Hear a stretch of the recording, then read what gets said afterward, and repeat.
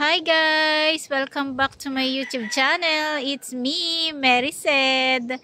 Guys, summer na naman. Tuwing summer, nagbubulaklak talaga itong nag-iisang color kong bulaklak na Cattleya. Ayan, pure white. Marami akong Cattleya dito sa aking mga alagang mini garden. Dito sa aking mini garden, ayan guys, nag-iisang kulay lang yung aking Cattleya, kulay white. Ayan, ito naman nandito siya sa may tabi ng kubo, kaya sa morning lang siya naaarawan, mga 7 AM. Ayan pa yung kanyang katabi. Ayan, marami pa siyang ibubloom.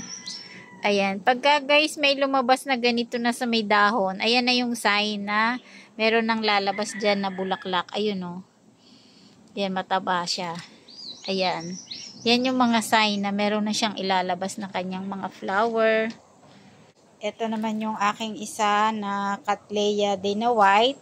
Dito ko naman siya inilagay sa may gilid naman ng daanan papunta doon sa aking kusina.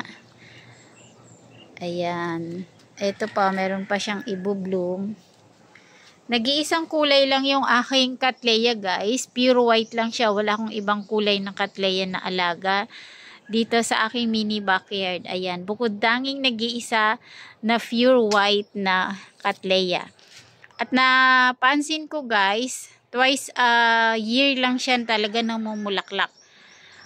Summer and then before mag-September, mag-December, ayan, nagbubulaklak siya ulit.